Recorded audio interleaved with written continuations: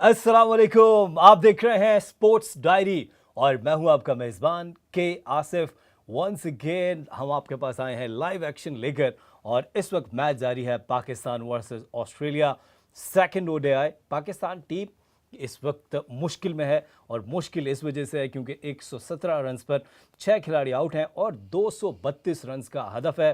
अरफात मिन्हास और शादाब खान एक कोशिश कर रहे हैं और अब तक अच्छी बल्लेबाजी का मुजाहरा किया है। दोनों ने कोशिश कर रहे हैं सिंगल एंड डबल्स के साथ कुछ रन्स किए जाएं, लेकिन आज पाकिस्तान की बॉलिंग कैसी रही। एक दफ़ा फिर अरफात मिन्हास ने उम्दा बॉलिंग का मुजाहरा किया, शाहीन शाह आफरीदी कुछ बेहतर नजर आए, हारिस रऊफ ने बेहतर बॉलिंग की, लेकिन अगर नहीं की बॉलिंग अच्छी तो वो शादाब ने अच्छी नहीं की। इसके ऊपर भी बातचीत करेंगे। और क्रिकेट के कुछ नए कवानीन आए हैं, आईसीसी की मीटिंग हुई है, बैठक हुई है अहमदाबाद में और उसमें कुछ कवानीन तब्दील किए गए हैं। वो कौन से कवानीन हैं उनके ऊपर बातचीत करेंगे। और इस सेंचुरी का great player, great allrounder, great batter किसको कहा गया है वो भी अनाउंस हो गया है, उनके ऊपर भी डिस्कशन होगी। और इस सब डिस्कशन के लिए हमारे साथ एक तगड़ा पैनल।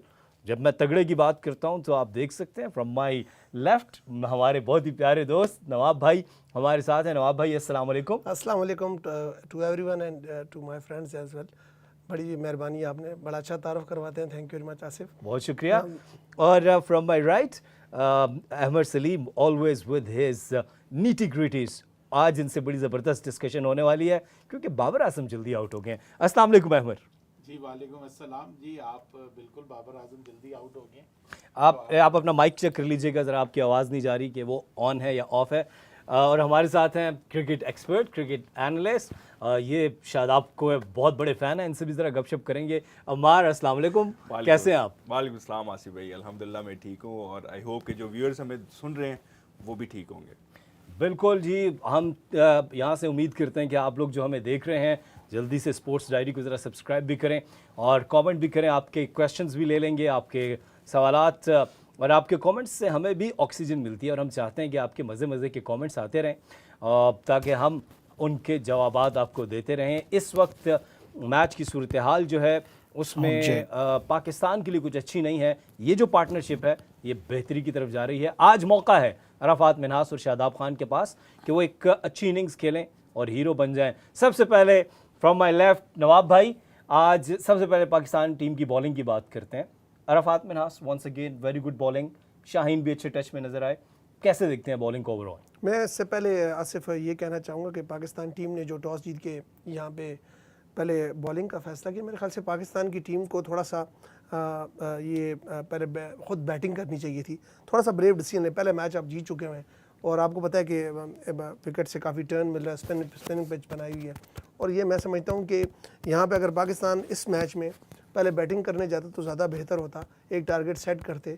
आपको पता है कि आपकी बॉलिंग बड़ी अच्छी परफॉर्म कर रही है, स्पेशली हमारे स्पिनर्स, तो उससे मैं समझता हूँ कि ये कंपैरेटिवली ज़्यादा बेहतर होता और पाकिस्तान टीम को एक कॉन्फिडेंस भी आता। ज़ाहिर बात है, आप बैटर्स जब को पहले चांस दे रहे हैं तो मेरे ख्याल से हमारे बैटर्स ज़्यादा बेहतर परफॉर्म करने के चांस के उसमें होते। तो यहाँ थोड़ा सा मैं समझता हूँ कि ये जो हम थोड़े से दरमियाने दर्जे के या उस दर्जे के फैसले करते हैं या बचने के फैसले करते हैं या ज़रा सा जिसका जैसे पिचेस बन रही हैं, मेरे ख्याल से जो मैं समझता हूँ कि ये हम नेगेटिव एक तरह से जो चीज़ें कर रहे हैं, इससे उल्टा हमारी टीम पे नेगेटिव इम्पैक्ट पड़ रहा है। तो मेरे ख्याल से इनको चाहिए था, पाकिस्तानी टीम और पूरी मैनेजमेंट को चाहिए था कि आज पहले बैटिंग करते और दूसरा मैच कोशिश करते कि पहले बैटिंग करके जीतने की कोशिश करते। अगर उसमें आप खुदा ना खास्ता कोई रिजल्ट होता तो फिर भी आपको पता होता कि आपने ये क्यों किया, फॉर रीज़न किया। तो मेरे ख्याल से यहाँ पर जो ये नेगेटिव खेलना हमें थोड़ा सा पीछे ले गया इस मैच में। और अभी फ़िलहाल ये दोनों ऑलराउंडर खेल रहे हैं, उम्मीद करते हैं कि अच्छे की उम्मीद करनी चाहिए। तो अब यहाँ से अगर 40-45 रन की पार्टनरशिप होगी तो अगर ये 100 रन की पार्टनरशिप कर जाते हैं तो फिर कोई चांस है, मगर अभी फ़िलहाल पाकिस्तानी टीम काफ़ी दूर है। बिल्कुल आप दुरुस्त कह रहे हैं, लेकिन ऐसे ही मैचेस में आपके पास मौका होता है कि आप हीरो बन जाएं। यही मैचेस याद रखे जाते हैं। अब्दुल रज़ाक की कई बेहतरीन इनिंग्स हैं, लेकिन आपको अबू धाबी की जो सेंचुरी है वो कुछ ऐसी ही सूरत हाल में थी कि एक तरफ से सब बैटर्स आउट होते जा रहे थे और उन्होंने टेल एंडर्स के साथ आकर पाकिस्तान को वो मैच में फतह दिलवाई, सेंचुरी स्कोर की।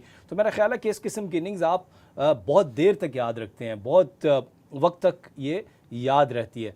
तो ज़रा अमार साहब आपकी तरफ आता हूँ। अमार भाई आप बताएं कि बड़ी एक इम्पॉर्टेंट चीज़ ये है कि हम जो टॉस जीत के पहले बैटिंग नहीं करते। आपका क्या ख्याल है कि ये बैक फुट पे जाना, आपकी जो स्ट्रेंथ है वो बॉलिंग है, तो आप नहीं समझते कि इस चीज़ को रिव्यू करना चाहिए कि हमें ब्रेव फैसले करने चाहिए? देखिए अभी हमारी टीम जो भी है रीसेंट पास्ट टाइम से अगर आप देखें तो वो टीम आई बिलीव के इतने मेंटली स्ट्रांग नहीं है। हम बात करते हैं उस एरा की जिस एरा में हम खेलते होते थे against great players like Jacques Kallis, A B. De Villiers और इस तरह के प्लेयर्स के अगेंस्ट जब हम खेला करते थे तो उस वक्त की जो टीम आप देखें उसमें यूनुस भाई थे, मिसबा भाई थे, Shahid Afridi, Abdul Razzaq, you name it. आपने यूनुस और मिसबा को भाई का, बाकियों को नहीं कहा, सारे नाराज हो गए। शाहिद भाई तो one of my favourites all time. तो वो ब्रेव डिसीजंस लेते थे। आप उनकी कैप्टनसी अगर आप देखें, इंजमाम भाई ने उस ट्रेंड को बेसिकली स्टार्ट किया, इमरान खान से स्टार्ट हुआ और फिर जो लास्ट मुझे लग रहा है वो जो ब्रेव कैप्टन थे वो इंजमामुल हक थे, जो कि कतराते नहीं थे इस तरह के डिसीजंस लेने में। बॉलिंग करनी है, बैटिंग करनी है, ही न्यू के हमारी स्ट्रेंथ क्या है और हमारी वीकनेसेस क्या हैं। बट आजकल जो मैं देख रहा हूँ आजकल के क्रिकेट में हमारे जितने भी कैप्टन्स आ रहे हैं या फिर जितने कोचिंग स्टाफ आ रहा है, दे डोंट नो कि हमारी स्ट्रेंथ्स क्या हैं और हमारी वीकनेसेस क्या हैं। एक टाइम ऐसा था जब हमारी स्ट्रेंथ होती थी बॉलिंग करना और हमें पता होता था कि हम इतने रन्स कर लेंगे तो वी कैन ईजिली हम उसको बहुत आसानी से डिफेंड कर सकते हैं, we can easily defend that total. और अगर हमने बैट करना है सेकंड इनिंग्स में और दे न्यू के हमारे पास ऐसे बैटर्स मौजूद हैं कि वो पाकिस्तान को रन थ्रू कर सकते हैं। सो आजकल आई थिंक ये जो हम क्लैरिटी के साथ नहीं चल पा रहे, हमें श्योर नहीं है कि हमारी बैटिंग कैसी है, बॉलिंग अच्छी है या बैटिंग अच्छी है। और हमारे पास to be very honest recent times में स्पेशली ओडीआई क्रिकेट में हमारे पास इस तरह का कोई बैटर आया ही नहीं अपार्ट फ्रॉम बाबर आजम कि जो आपको रन थ्रू कर जाए। और हम हमेशा कहीं भी आप डिस्कशन करें अबाउट क्रिकेट तो हम हमेशा इंडिया की एग्जांपल देते हैं, हम ऑस्ट्रेलिया की देते हैं, इसलिए कि उनके पास एक बैटर नहीं है, you name it, they have multiple batters in their batting lineup. India के पास रोहित शर्मा से आप स्टार्ट लें, राहुल द्रविड़ थे एक टाइम पे, फिर उसके बाद धोनी आए, फिर विराट कोहली। सो 3-4 बैटर्स थे। हमारा अलमिया ये है कि हमारे पास जब लॉट थी हम मैचेस जीतते आ रहे थे। यूनुस भाई थे, यूसुफ भाई थे, फिर उसके बाद इंजमाम भाई थे, फिर मिसबा बाद में है, इवन अजहर अली, ऑल दो उनकी उस तरह की परफॉर्मेंसेस नहीं है बट हम श्योर होते थे कि यार ये अगर खड़े हो गए तो एक कॉन्फिडेंस था। अब सॉरी मैं आपकी बात कट कर रहा हूँ, हमारी अभी की आप लॉट देखें ना तो बाबर आजम के साथ कोई ऐसा प्लेयर नहीं है। अगर हमारे पास 2-3 ऐसे स्ट्रॉन्ग मिडिल ऑर्डर बैटर आ जाएं तो हमारी टीम बहुत स्ट्रॉन्ग हो जाए। अच्छा, ये जो आपने बात की कि strong middle order batting lineup, वो कहाँ से आएगी? वो T20 से तो नहीं आएगी, वो आपको लॉन्गर फॉर्मेट से लाने पड़ेंगे। और अभी हाल ही में अजित अगरकर ने जो प्रेस कॉन्फ्रेंस की है, उनसे एक जर्नलिस्ट ने पूछा कि सूर्यवंशी बहुत उम्दा परफॉर्मेंसेस दे रहे हैं तो क्या हम उनको इंडिया टीम में खेलता हुआ देखेंगे? तो उन्होंने बड़ा स्ट्रेट फॉरवर्ड आंसर दिया कि अगर सूर्यवंशी ने इंडिया की टीम के लिए जगह बनानी है तो उनको बहुत पहले रणजी ट्रॉफी में डोमेस्टिक क्रिकेट में जाके परफॉर्म करना होगा, वो फिर इंडिया की टीम में आ सकते हैं। अहमर, ये कितना इम्पॉर्टेंट है कि जिस तरह भी अमार भी कह रहे थे और नवाब ने भी बात की कि आपकी जो टीम है वो ब्रेव डिसीजंस नहीं करती। तो बाबर आजम खुद भी कैप्टन रहे हैं, उसके बाद रिजवान भी कैप्टन रहे, अब शाहीन शाह अफरीदी, हमें सारों की अप्रोच डिफेंसिव अप्रोच लग रही है, क्या कहेंगे? देखें, हमेशा जो है जो ब्रेव डिसीजंस लेता है, फॉर्चून फेवर्स द ब्रेव, ये वैसे ही नहीं कहा जाता, ये किसी वजह से कहा जाता है। तो फॉर्चून हमेशा ब्रेव को फेवर करती है और जो भी ब्रेव डिसीजन करता है हमेशा किस्मत भी उन्हीं की चलती है। तो यहाँ पे भी आप देख लें, शाहीन शाह अफरीदी बेसिकली, क्योंकि जब भी आप मीडियोकर कोई भी कप्तान बनाएंगे वो हमेशा अपनी पोजीशन के लिए खेलेगा। वो एक आधा मैच में जीत जाऊं, मैं हार ना जाऊं, मैं एक आधी सीरीज़ जीत जाऊं, मैं अपना लिंगर ऑन कर लूं, वो उसका विजन नहीं होगा, वो शॉर्ट टर्म प्लानिंग करेगा। जब भी आप मीडियोकर टीम बनाएंगे या मीडियोकर कप्तान लेके आएंगे तो वो ब्रेव डिसीजन नहीं कर सकता। अभी मैं अमार से मैं थोड़ा सा इख्तलाफ करूँगा, उनका लास्ट मुझे एग्रेसिव कप्तान नज़र आया था इंजमामुल हक। इंजी भाई बड़े लेड बैक, वो स्ट्रॉन्ग ज़रूर थे, मेरे ख्याल से बिल्ट उनका स्ट्रॉन्ग था मेरी तरह, बाकी वो डिसीजन उनके मैंने अक्सर देखा स्लिप नहीं होती थी। ख़ुद भी वो बैटिंग ऑर्डर में जब कप्तान बने तो बैटिंग ऑर्डर में नंबर 6 तक उनको मैंने देखा है बैटिंग करते हुए। हालांकि मेरे ख्याल से पाकिस्तान की क्रिकेट में फास्ट बॉलिंग के ऊपर आज तक उनसे अच्छा बैट्समैन कोई नहीं आया जिसके पास इतना टाइम होता था। बट अनफॉर्चुनेट था, वो 4 आउट होने के बाद आते थे। हालांकि वो 1 आउट होने के बाद आ सकते थे और मैच को लंबा लेके जा सकते थे। मेरे ख्याल से उनसे बेहतर कप्तान थे यूनुस खान पाकिस्तान में, उनकी कप्तानी अच्छी थी। और मेरे ख्याल से जो आखिरी अच्छा कप्तान था जो ब्रेव डिसीजंस भी कर लेता था, क्योंकि उसको अपना पता था कि वो कितना ब्रेव और कितना बड़ा खिलाड़ी है, वो वसीम अकरम थे। और उनके बाद जो है ना, मुझे यूनुस खान कंपैरेटिव पाकिस्तान की क्रिकेट में एक अच्छे कप्तान नज़र आए हैं। ये जो बात आप कर रहे हैं कि यूनुस खान अच्छे कैप्टन थे, वसीम अकरम, उसकी सबसे बड़ी वजह क्या थी कि वो खुद बहुत अच्छे परफॉर्मर थे। टेस्ट क्रिकेट में मेरा ख्याल है यूनुस खान पाकिस्तान की तरफ से 10,000 रन्स बनाने वाले एक वाहिद खिलाड़ी हैं। वसीम अकरम की ओडीआई की बात करें, 500 विकेट्स, टेस्ट क्रिकेट में 400 से 414 विकेटें उनकी, तो वो खुद बड़े परफॉर्मर थे। इसलिए उनकी कैप्टनसी के अंदर आपको ब्रेव डिसीजंस नज़र आते थे। लेकिन क्या वजह है कि पाकिस्तान क्रिकेट हमेशा जो है वो सियासत का शिकार रहती है। और जब भी कप्तानी की बात करें, हम ज़्यादा दूर आपको लेकर नहीं जाएंगे। अभी हाल ही में बाबर आजम कैप्टन थे, तो बाबर आजम को जब एक सीरीज़ से हटाने की बात हुई तो ट्रेंड चलाए गए सोशल मीडिया पर कि ऐसा सोचना भी नहीं। और ट्रेंड चलाने वालों में सबसे आगे थे शाहीन शाह अफरीदी। और जब शाहीन शाह अफरीदी को कैप्टन बनाया गया तो बिल्कुल 5 मैचेस के बाद उनको हटा दिया गया और वापस कप्तानी लेने वाले थे बाबर आजम, जो chairman cricket board Mohsin Naqvi के पास हमें बैठे हुए नजर आए। और ज़रा ये बताते हैं कि टीम उस वक्त एबटाबाद काकुल में थी, और जब ये अनाउंस किया गया कि बाबर आजम को वापस T20 का कप्तान बना दिया गया है, तो शाहीन शाह अफरीदी अपने रूम से नहीं निकले, ना तो डिनर करने के लिए आए, ना ही वो ट्रेनिंग के लिए आए। उन्होंने अपने आप को कमरे में बंद कर लिया। और जाहिर है कि उनके लिए एक बहुत ही अफसरदा बात थी कि बताए बगैर, कोई फैसला, कोई मशवरा किए बगैर उनको कप्तानी से तो ये जो आपके फैसले हैं, इससे टीम के अंदर बुरे असरात पड़ते हैं। और फिर जो ड्रेसिंग रूम है उसका माहौल ठीक नहीं रहता। ड्रेसिंग रूम का माहौल कितना इंपॉर्टेंट होता है टीम की मोटिवेशन के लिए, पॉजिटिविटी के लिए, नवाब भाई? मेरे ख्याल से देखें, जैसे आपने पहले कैप्टनसी की बात की और जो हम पहले इस टॉस के डिसीजन पे भी बात कर चुके हैं, तो ये बड़ा बहुत ज़्यादा जो पॉजिटिव जब डिसीजन करते हैं, जब आप बैठते हैं, बात करते हैं, और जब आप कोई सीरीज़ से पहले या कोई मैच से पहले जब आप डिसाइड कर रहे होते हैं, तो ये बड़ा इम्पॉर्टेंट होता है और ये बहुत ज़्यादा मैटर करता है। आपका कैप्टन अगर कोई इस तरह का डिसीजन करने का सोच रहा होता है जिससे वो लग रहा होता है कि ये कोई आउट ऑफ द बॉक्स जाके कर लेना चाह रहा है बॉयज़ से, टीम से, तो वो बड़ा लड़के उससे बड़ा, मेरे ख्याल से टीम बड़ी मोटिवेट होती है और बड़ा कई दफ़ा आउट ऑफ द शेल जाके बड़ा अच्छा परफॉर्म भी करते हैं प्लेयर्स।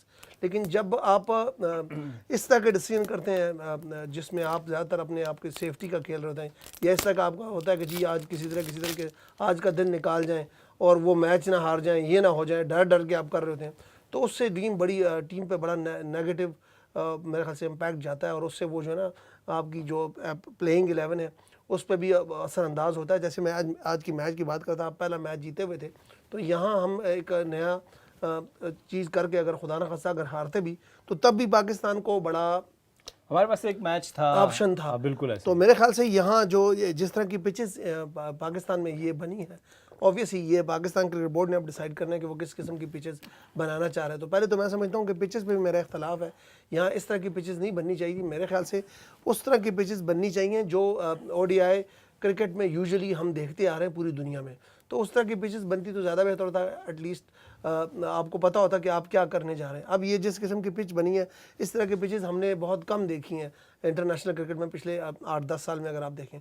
तो अब जो इस तरह की आप कर रहे हैं, अपने से वो खेल रहे हैं कि जी बाहर से टीम आई है, ऑस्ट्रेलियन टीम आई है, स्पिनर को अच्छा नहीं खेलती, तो चलो हम ज़्यादा स्पिनर डाल लेते हैं, स्पिन पिचेस बना लेते हैं। तो ये डिफेंसिव अप्रोच का यहाँ नुकसान ये हुआ, जो खड्डा आपने किसी के लिए खोदा हुआ था, फिलहाल तक मेरे ख्याल से जैसे लग रहा है 6 आउट हो चुके हैं। अल्लाह करे ये दोनों पार्टनरशिप कर जाएं और नॉट आउट जाएं और पाकिस्तान ये मैच जीत जाए। लेकिन इस वक्त तक टीम गड़े में गिरती नजर आ रही है। आप जब भी किसी के लिए गड्ढा खोदेंगे तो उसमें आप खुद और उसमें जो आसिफ मैं बात करना ये चाह रहा हूँ कि मेरे ख्याल से ये इसमें जो सबसे ज़्यादा जो ख़राब चीज़ हुई है वो ये है कि आपका नेगेटिव Mindset. माइंडसेट जो है ना आपको यहाँ पीछे लेके गया। मैं समझता हूँ हमारी मैनेजमेंट को सोचना चाहिए था कि पहला मैच हम जीत गए हैं, अब हमें अगली मैच के लिए कोई इस तरह की डिफरेंट स्ट्रैटेजी बनानी चाहिए। थोड़ा सा अब मेरे ख्याल से अगर पिच भी दूसरी बना रहे ओडीआई के लिए जितना होती है उस तरह बनाते ज़्यादा बेहतर था। चलो फिर वो सेम पिच बनाई है तो एटलीस्ट पहले बैटिंग ही आप कर रहे थे, तो यहाँ नेगेटिविटी आपको बड़ी पीछे ले गई है इस मैच में। बिल्कुल, सिर्फ इस मैच में नहीं, ओवरऑल ऑल भी आप क्रिकेट देखें, T20 में पाकिस्तान टीम पीछे, हम इंडिया के ख़िलाफ़ आपको याद होगा मैच, हमने टॉस जीता और हमने पहले उनको बैटिंग की दावत दे दी। जहां हमें बड़े फ़ैसले करने थे हम गलत फ़ैसले करते हैं। वहाँ पर कप्तान सलमान अली आगा थे, यहाँ पर कप्तान शाहीन शाह अफरीदी हैं। तो जब भी कैप्टनसी में आप बड़े फ़ैसले नहीं करेंगे तो आप आउट ऑफ द बॉक्स नहीं सोचेंगे तो आपको जीत आपके लिए मुश्किल हो जाएगी। और इसकी कई मिसालें हैं, इसकी कई मिसालें आपको दी जा सकती हैं कि जहां पर कप्तानों ने बड़े फ़ैसले किए और वो बड़े फ़ैसले जो हैं फिर उनकी फ़तह का मुक़द्दर बने। खैर एनीवेज़, अभी हम ज़रूर गपशप हमारी जारी रहेगी, लेकिन एक अहम इशू है, वो ये है कि बाबर आज़म दोनों दफ़ा एलिस से आउट हुए हैं। पहले मैच में बोल्ड हुए और आज सिमिलर किस्म की डिलीवरी थी उसी किस्म की और उस पर वो LBW हो गए। इस पर हम राय जानने की कोशिश करेंगे आमिर सलीम से। जी आमिर, क्या कहते हैं आप? बिल्कुल जी, आज भी वो आउट हुए हैं। आज निस्बतन वो अच्छी बॉल थी और मतलब बाबर आजम के कैलिबर के प्लेयर को उसको निगोशिएट कर जाना चाहिए था, बट अच्छा बॉल था। इट्स ऑन डे, समटाइम्स हो जाता है।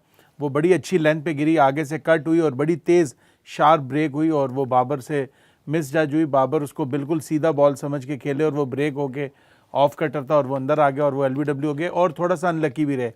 एज़ पर जो अभी एग्जिस्टिंग रूल्स हैं, अंपायर ने काफ़ी देर से फैसला दिया, वो ऑलमोस्ट आउटसाइड द लाइन थे, क्योंकि वो अंपायर्स कॉल हो गया तो वो बाबर आजम इसलिए आपने बाबर आजम के लिए कोई ना कोई राह फरार निकालनी है, कोई ना कोई रास्ता आपने निकालना है कि बाबर आजम की कोई भी गलती हो हमने उसको डिफेंड करना है। अच्छा, हमारा एक ही प्लेयर है हमारे पास, नहीं, सारे 55 की एवरेज है, जो बैट्समैन है, रिलायबल है। आप देख लें, कल आप मुझे कह रहे थे 200 रन था, बाबर ने 70 किया तो क्या कमाल किया। आज देख लें, आपसे वही 200 रन है। ये व्यूअर्स, आप मेरा शो उठा के देख लें, शो के बगैर कहा था मैंने कभी ये नहीं कहा कि 70 किया तो मैंने तो कहा बहुत अच्छी बात है। 100 नहीं किया, आपने कहा करना चाहिए था ना, आखिर तक खेलें। मैं तो आप ये नहीं चाहते 30 रन रह गए, उसने कहा जल्दी कर लूं बस। अब देखा, ये बाबर आजम की कोई गलती हो उसको डिफेंड करने के लिए जब तक अहमद भाई जैसे लोग मौजूद हैं, बाबर आजम अपनी गलतियां दूर नहीं करेंगे। हमारा आप क्या कहेंगे? बाबर आजम देखिए, ऑफ स्पिनर कभी भी ऑफ कटर था, ऑफ स्पिनर जब भी लगते हैं बाबर आजम ट्रबल करते हैं। और ये वो तो लेग स्पिनर पे भी ट्रबल। देखिए, off spin left off spinner था पहले, देखिए पहले वो लेफ्ट ऑफ स्पिनर थे। राइट आर्म ऑफ स्पिनर के against Babar Azam recent times में हमें स्ट्रगल करते हुए दिखाई दिए हैं। ठीक, अब एलएस जो हैं, उन्होंने जिस तरह बॉलिंग की इनको पहले मैच में, उन्होंने एक वो कटर नहीं किया। उससे पहले भी अगर आप उनके ओवर्स देखें तो उन्होंने एक ओवर में जब भी बाबर आजम फेस कर रहे थे, उन्होंने 1-2 कटर्स लाजमी ट्राई किए उन पे, और कटर्स और वो विकेट भी अगर आप देखें आज की तरह का ही विकेट था ऑलमोस्ट। आज फिर कदरे मुश्किल विकेट है, और वो विकेट भी जो पिंडी का था, वो हमें भी पता है कि पिंडी का विकेट इस तरह का हमें कभी देखने को नहीं मिला। बहुत ऑफ एंड ऑन इस तरह की सिचुएशंस होती है जब हमारे क्यूरेटर्स इस तरह की विकेट्स बनाते हैं। और एलिस की दाद देनी पड़ेगी कि जिस तरह उन्होंने ऑफ कटर पे फंसाया उन्हें, पहले भी बॉल करते रहे हैं। अब वो बैड लक ऐसी थी पहले मैच में कि वो बॉल बैठ गया। अब ही न्यू कि ये इनकी वीकनेसेस है, ये वीकनेस है इनकी, और इस मैच में भी उन्होंने सेम ट्राई की है।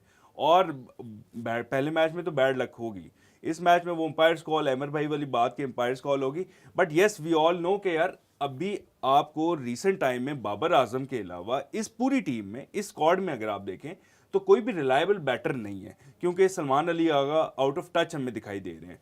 वो एक्सेलरेशन पे जा रहे हैं, मुझे नहीं समझ आ रही इस विकेट पे आप एक्सेलरेशन पे क्यों जा रहे हो। इसके अलावा आप दीगर बैटर्स को देखें, मां सदाकत ने है, फरहान की हमें समझ नहीं आ रही कि उन्हें T20 की परफॉर्मेंसेस के बेसिस पे ODI पे क्यों खिलाए। इस पे हम बाद में जाके बात करेंगे।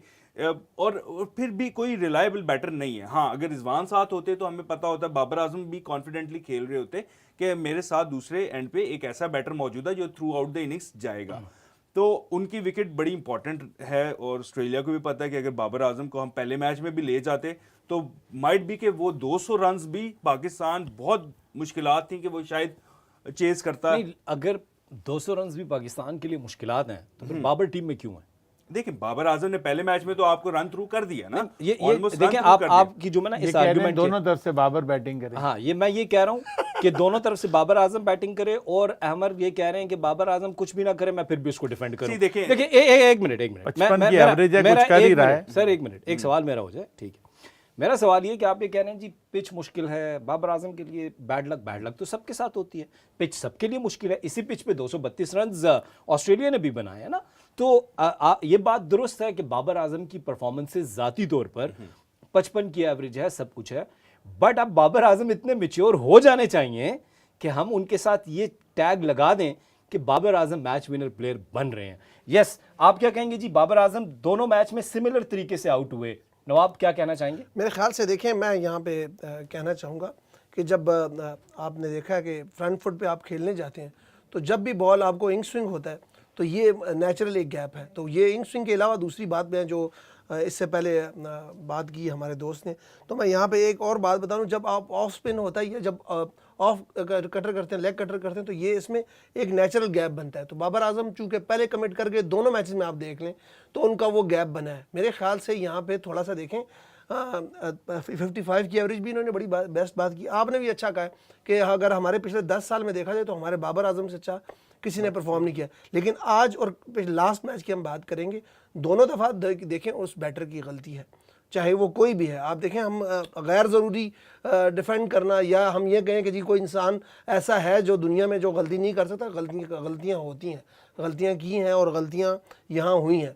तो ये जो गैप बना है, मैं समझता हूँ कि पहले आगे जो फ्रंट फुट पे आप जो बाबर को मोस्टली आपको पता है देखेंगे कि ड्राइव बड़ा अच्छा मारते हैं, उसके अलावा आपने देखा ऑन पे भी पहले चले जाते हैं। लेकिन ये है कि इसमें ये गैप आपने देखा, सचिन तेंदुलकर को भी किसी दौर में अब्दुल रज़ाक बड़ा लेके जाते थे, अब्दुल रज़ाक का गेंद बड़ा अच्छा इन स्विंग होता था, तो पहले आउट स्विंग करा के फिर उसके बाद अब्दुल रज़ाक ने तो खैर उनको बड़ा अरसा इस पर वो किया रहा। अब ये बात तो चूँकि हम नहीं कर रहे, मगर ये एक नेचुरल एक गैप बनता है राइट हैंड बैट्समैन का या लेफ्ट हैंड बैट्समैन का भी जब लेग स्पिनर बॉल करा, तो ये वो गैप बना है। और वो मैं समझता हूँ कि ये बाबर आजम ने शायद, मेरे ख्याल से उन्होंने रिस्ट से नहीं देखा कि वो बॉल उन्होंने कटर किया है, मेरे ख्याल से उनसे चेक नहीं हुआ। तो ये एंड ऑफ द डे यानी मैं समझता हूँ कि ये बैटर की गलती है, उनको ये करना चाहिए, जिस तरह की पिच है उस पर उनको मेरे ख्याल से देखना चाहिए था कि ये ज़ाहिर बात है। और एलिस की यहाँ बात करेंगे, एलिस अरसे से इसी तरह बॉलिंग करे, इसी के लिए मशहूर है। जी हाँ, जब आप एलिस की बात करेंगे तो इस वक्त एलिस ने एक और विकेट हासिल कर ली है, और अराफात मिन्हास 33 रन 43 गेंदों पर बनाने के बाद एक बहुत ही अच्छी गेंद थी, उस पर LBW हो गए। आज अराफात मिन्हास के पास मौका था कि इन 30 जो रन्स हैं उनको 60 में तब्दील करें, लेकिन बकौल अहमद भाई बैड लक हुई है, क्या कर सकते हैं? ये तो मेरे बैड ख्याल से लग ये नहीं देखें, थी, फुल लेंथ बॉल थी। ये फुल लेंथ नहीं थी सर, क्या बात कर रहे हैं? Full ये length full ball length थी, थी। वो back एक foot मिनट, पे खेल गया। एक मिनट सर, मुझे एक मिनट दें। Back foot अच्छा, पे commit अराफात कर मिन्हास अपना दूसरा मैच खेल रहे हैं, उनसे गलती हो जाए तो ये क्यों हो गई? बाबर आजम जिन्होंने 100 से ज्यादा वनडे लेंथ इंटरनेशनल मिस कर गया है। सर सुन तो लेना सर लेंथ मिस सर, कर गया है। अच्छा, ये एक वो बॉल चीज है, फिर की लेंथ मिस ये कर गया है। तो बाबर आजम ने क्या मिस किया? सर बाबर ने लेंथ, क्या मिस सर किया? सुन ले, ये नहीं, आपने सर, लेंथ- आपने मुझे सुना, सुन अच्छा, लेना, चलें। सुन ले। देखिए, बाबर आजम गलती करें तो भाई इंसान है, गलती हो जाती है। अराफात मिन्हास ने क्यों गलती की, ये जो जस्टिफिकेशन है ना दोस्तों, खैरानी बेज़ाब हमने तो कहा ही नहीं। मैं ये कह रहा हूँ, देखिए दो तरह के आउट होते हैं, या बंदा लेंथ मिस करता है या लाइन मिस करता है, और तीसरी तरह का जो आउट होता है वो बैड शॉट सिलेक्शन होती है। नवाब भाई, ये तीन ही चीज़ें होती हैं। अच्छा, लेंथ मिस करना, ये जो आउट था, बाबर आजम ने लाइन मिस की है, बॉल की लाइन। बाबर आजम ने लेंथ सही जज की थी फ्रंट फुट पे आके खेलने के लिए, लेकिन जो उसकी ट्रजेक्टरी थी बॉल की वो ऑफ कटर थी। बाबर ने उनकी ऑफ कटर पिक नहीं की। बाबर उसको स्टॉक बॉल समझ के, नॉर्मल जो लेंथ बॉल वो कर रहा था वही समझ के खेले हैं। बाबर ने ये गलती की। मैं गलती दोनों की बता रहा हूँ, बाबर ने भी गलती की, मैंने आपको बता दी। यहाँ पे जो आउट हुए हैं अराफात मिन्हास, उन्होंने बॉल की लेंथ मिस की है। लाइन में वो ठीक थे, लेंथ वो आगे फ्रंट फुट पे खेलने वाला बॉल था, वो बैक फुट पे वेट करके खेल अच्छा, गया एक इसको। मिनट जी, ये फ्रंट फुट वाला बॉल था? मेरे ख्याल से देखें, आप जरा एक दफा फिर हम अभी रिप्ले देखेंगे व्यूअर्स। अच्छा। और हम ये चाहते हैं कि जो स्पोर्ट्स डायरी पे जो है ना, आपको कोई लगी लिपटी बात नहीं मिलेगी। स्पोर्ट्स डायरी जब आप देख रहे होंगे तो प्रॉपर एनालिसिस होंगे, हमारे एक्सपर्ट अमर साहब, अमार, नवाब भाई, हम एक एक चीज का नीटी ग्रिटी में जाके बातचीत करेंगे। और अगर हम ये देखते हैं कि अगर ये फ्रंट फुट वाली बॉल थी और इसको अगर वो बैक फुट पे खेले हैं तो फिर तो ये एक बहुत बड़ी गलती है। लेकिन फिर भी जाहिर है दूसरा वनडे है और अच्छी बैटिंग भी कर मेरे रहे ख्याल थे। से 33 रन किए हैं बड़े इस पिच पे, 43 नहीं, बॉल्स पे नहीं, लेकिन मैं बैटिंग ये अच्छी की है। और ये जो आउट हुए हैं, ये मेरे ख्याल से मैच जो जहाँ तक मेरा 30 साल क्रिकेट ग्राउंड्स में मेरा वक्त गुजरा है, मैं समझता हूँ ये बैट्समैन की ही गलती है। और मेरे ख्याल से यहाँ पे बहुत बड़ी एक टेक्निकली भी इस पे बात की जा सकती है, लेकिन मैं समझता हूँ कि देखें विकेट वाला बॉल था, इनको ये लेट हुए हैं और बैट इनका बहुत पीछे था, तो वो बॉल आके इनके पैड्स पे लगी है। तो यहाँ भी वो एक मिस्टेक हुई जो एलिस की, जो इससे पहले भी हम बात कर चुके हैं, एलिस इस किस्म के बॉलर हैं कि सरप्राइज करते हैं। कई दफ़ा वो आपको कोई कटर करके सरप्राइज करते हैं और कई दफ़ा क्विकर वन किया। तो ये तेज़ बॉल किया, मेरे ख्याल से चेक नहीं कर सके अरफाज मिनाज से और वो एल्बर्टली हाँ आउट हो गया। अच्छा, तो ये इसमें एक चीज़ यहाँ पर देखें, हम कैप्टनसी की बात कर रहे थे, जॉर्ज इंग्लिश ने बड़ी ज़बरदस्त कैप्टनसी की कि एक बड़ी अच्छी पार्टनरशिप जा रही थी और वो अपने मेन बॉलर को लेके आए कि यहाँ पे वो उनसे ब्रेक थ्रू लेकर दे सकें। और ये विकेट में लिए अब यहाँ पर कैप्टन आ गए हैं शाहीन शाह अफरीदी, शादाब खान का साथ देना होगा, हिम्मत नहीं हारनी। देखें क्रिकेट जो है वो आखिरी गेंद तक आपने खेलनी है, लड़ना है। अब भी 95 रन हैं। अगर पाकिस्तान टीम इस वक्त भी पूरी कोशिश करे कि दोनों बैटर्स जो हैं हम पूरे ओवर्स खेलेंगे तो आप कहीं ना कहीं बहुत क्लोज चले जाएंगे, और यही क्रिकेट जो है हमें सिखाती है। यस अमार, अरफात मिन्हास की विकेट के ऊपर आप जो आउट हुए आप क्या कहना चाहेंगे? मैं बिल्कुल सेकंड करूंगा अमर भाई को। देखिए ये लो बाउंस विकेट है, इसमें आपको तेज़ बॉल उतना नहीं देखने को मिलेगा। जो तेज़ बॉल भी होगा वो थोड़ा सा फंस के आएगा। एलिस की अच्छी बात ये है कि एलिस ने विकेट को हमारे बॉलर से, जो फास्ट बॉलर्स हैं उनसे बेहतर पिक किया है।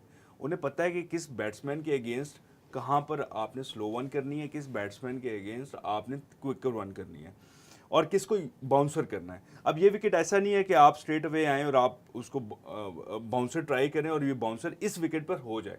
लो पेस्ड विकेट है और लो बाउंस विकेट है। और अरफात बिल्कुल वो लेंथ चेक नहीं कर पाए, और अगर उसको वो फ्रंट फुट पे खेलते और वाकई में वो बॉल थोड़ा सा तेज़ था और वो बहुत ही लेट आए हैं। देखें आप जब उनके पैड पे लगी है उस वक्त भी बैट बहुत पीछे था। सो अगर वो लेंथ चेक कर लेते और फ्रंट फुट पे उसको पुश भी करते, फ्रंट फुट पे थ्रू कवर्स या एक्स्ट्रा कवर, इवन सीधा भी करते तो वो लग जाता शॉट।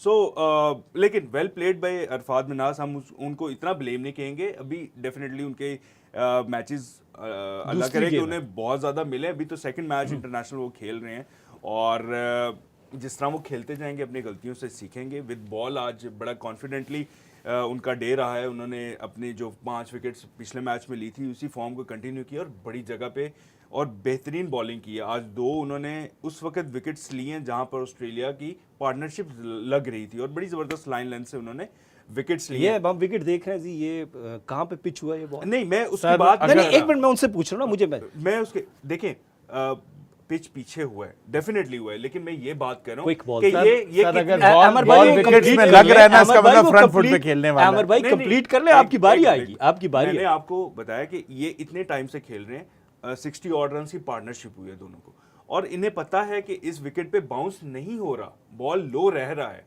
और ये फ्रंट फुट पे इजीली खेल सकते थे इसको। और इन्होंने पीछे जो ओवर उसने किए हैं ग्रीन ने, और इवन ये जो एलिस ने पिछले ओवर भी किए हैं उसमें 1-2 इन्होंने तेज बॉल किए हैं जिसको इन्होंने बहुत अच्छा मैनेज किया।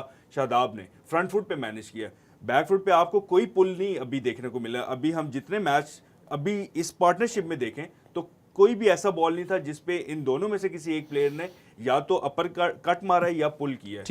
ठीक है जी। अमर भाई आप अच्छा, मैं जो आपको बता रहा हूँ, देखें मोटी मोटी क्रिकेट का असूल है, ये बेल्स हैं विकेट की, ये विकेट को स्टंप को बॉल हिट हो रहा है, इसका मतलब है वो बॉल फ्रंट फुट वाला बॉल है। अगर बेशक बीच में भी पिच हुआ, देखिए बीच में भी पिच होगा तो सामने खेलेंगे ना उसको। ठीक हो गया, आपका पॉइंट आ गया।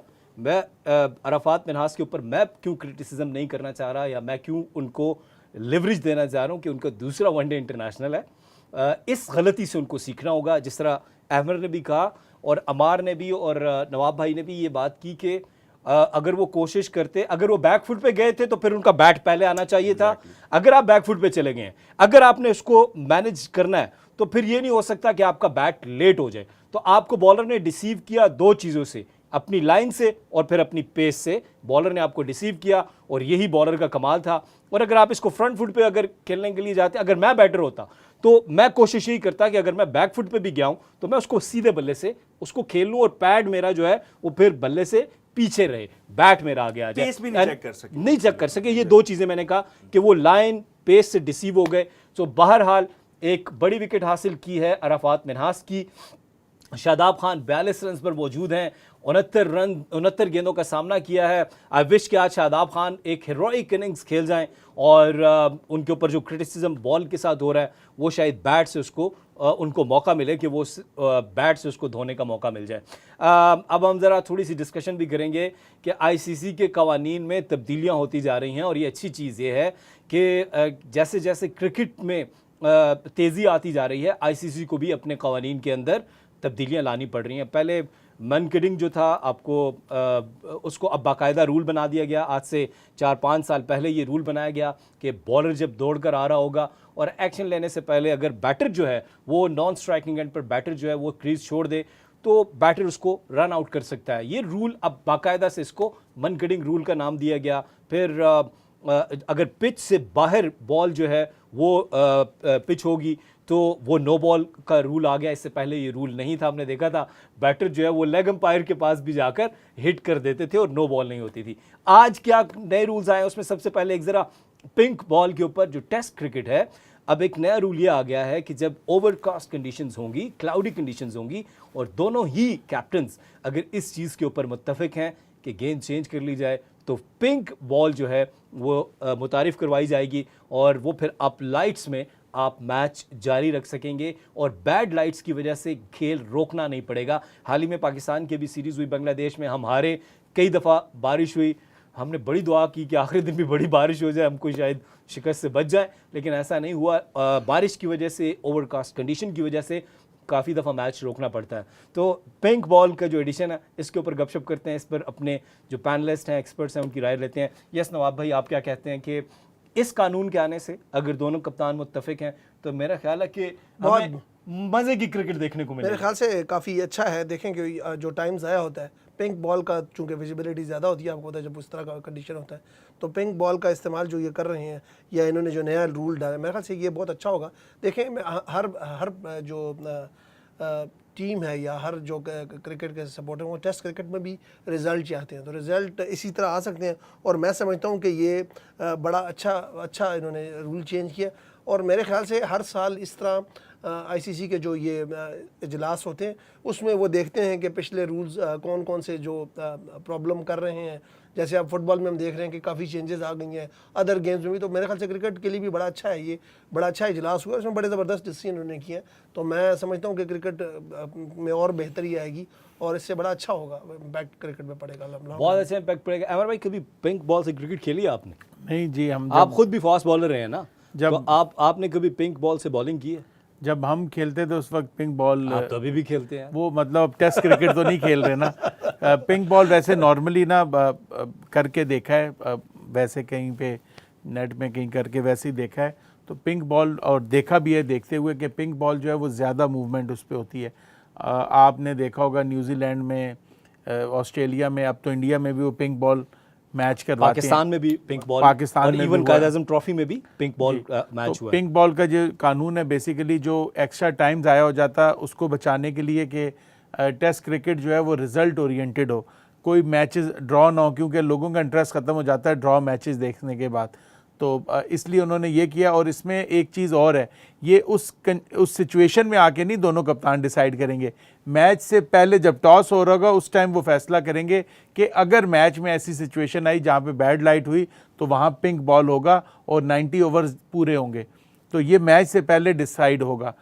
ये रूल बड़ा अच्छा है। इसके साथ साथ एक और रूल भी टेस्ट क्रिकेट में ऐड हुआ है, वो ये है कि इसी टाइम को जो ज़ाया होता है उसको बचाने के लिए कि आप जो हैं 1-2 ओवर्स के दरमियान ना मैक्सिमम जो आप वेट कर सकते हैं वो 60 सेकंड के अंदर दूसरा ओवर शुरू करना है, वरना आपको पेनलाइज किया जाएगा। और ये पेनल्टी क्या है? ये भी पेनल्टी अभी इसको भी हम चेक कर लेते हैं। ओके, यस अमार, आप बताएं जो पिंक बॉल का एडिशन है, तो मैंने जैसे पिंक कहा आपके चेहरे पे भी, आपका चेहरा भी बड़ा गुलाबी हो गया, तो बताएं जो पिंक बॉल है इसके ऊपर आपकी क्या राय है?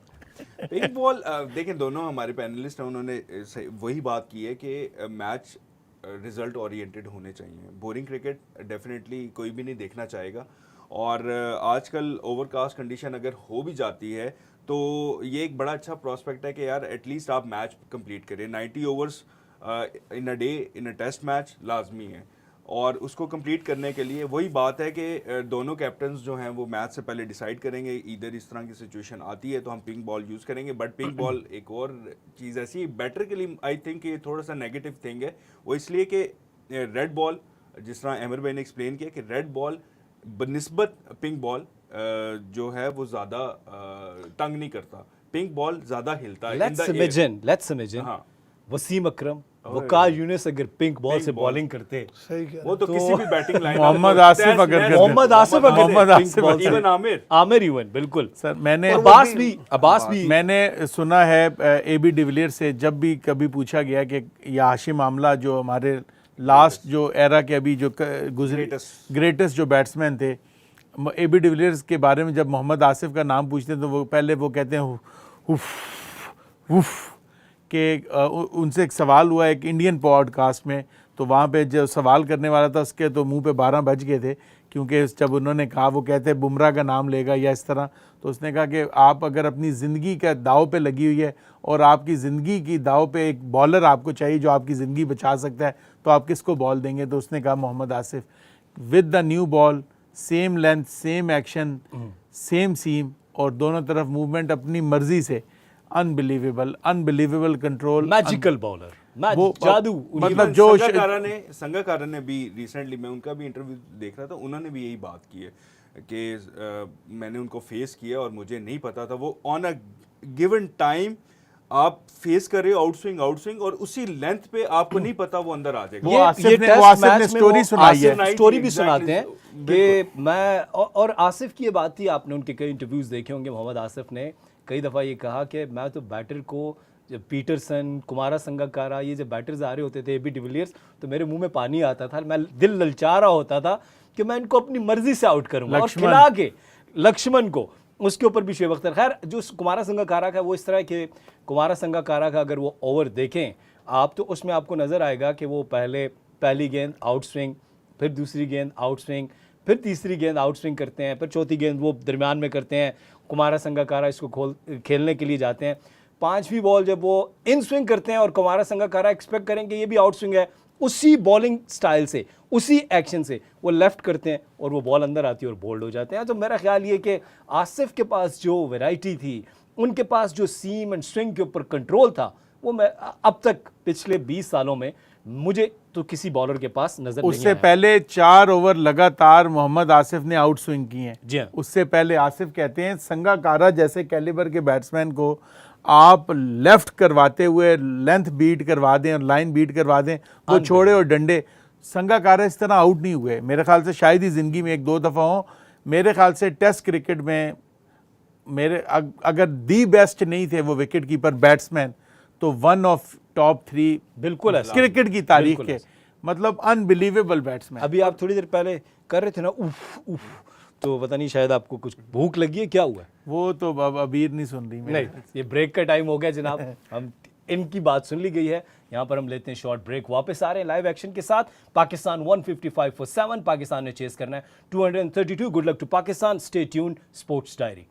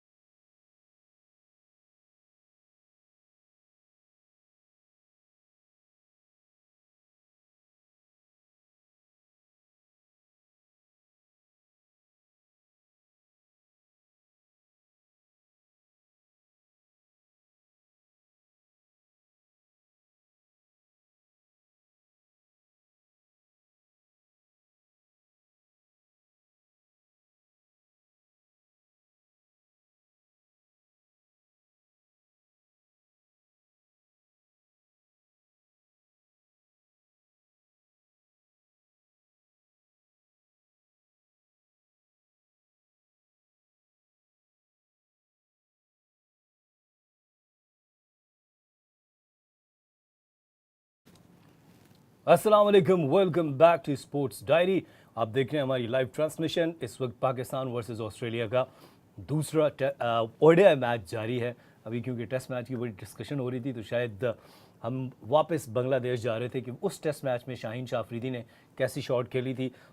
इसी ब्रेक के दौरान शाहीन शाह अफरीदी भी आउट हो गए हैं और इस वक्त पाकिस्तान की टीम शदीद मुश्किलात से दो चार है। शादाब खान ने एक एंड ज़रूर संभाला हुआ है, एक तरफ से वो सीसा पिलाई हुई दीवार ज़रूर बने हैं, लेकिन दूसरी जानिब जो है वो पूरी बैटिंग लाइनअप वो रेत की दीवार साबित हुई है। तो 51 रन्स बना लिए हैं शादाब खान ने, ये 50 है। आज बड़ी यादगार हो सकता था कि अगर वो और अराफात मिन्हास एक लंबी इनिंग्स खेल जाते। अराफात मिन्हास आउट हो गए, शाहीन शाह अफरीदी आए और अपने मखसूस अंदाज में 2 चौके लगाए और उसके बाद वो भी आउट हो गए। उनकी विकेट भी हासिल कर ली मैथ्यू शॉर्ट ने। सो अब इस वक्त जो है पाकिस्तान की टीम मुश्किल में है। 169 फॉर 8। पाकिस्तान को 63 रन मज़ीद दरकार हैं जीतने के लिए। शाहीन शाह अफरीदी पे थोड़ी सी डिस्कशन करते हैं। बीइंग एन ऑलराउंडर, हमने पिछले शो में भी ये डिस्कस किया था कि क्या शाहीन शाह अफरीदी जो हैं आप समझते हैं कि वो वर्ल्ड कप आने तक अपनी कप्तानी बरकरार रख पाएंगे? सबसे पहले नवाब भाई, इट्स योर टर्न, आप क्या समझते हैं? मेरे ख्याल से देखें जो पाकिस्तान क्रिकेट बोर्ड की जो पॉलिसी है और शाहीन ने आज देखें थोड़ा बहुत परफॉर्म भी कर दिया, तो मेरे ख्याल से ये कैप्टन रहेंगे वर्ल्ड कप तक। और आगे फिर देखें, कोई पाकिस्तान क्रिकेट या पाकिस्तान में कोई किसी चीज़ के बारे में कोई इस तरह प्रेडिक्ट नहीं किया जा सकता। लेकिन एक चीज़ मैं यहाँ कहना चाहूँगा, जैसे आपने बात की थी थोड़ी देर पहले कि जी शाहीन शाह ऑलराउंडर, और ये मैं यहाँ पे बताना चाह रहा हूँ देखने वालों को कि देखिए 18 बॉलें शाहीन शाह ने खेली हैं मेरे ख्याल से 18 बॉलें।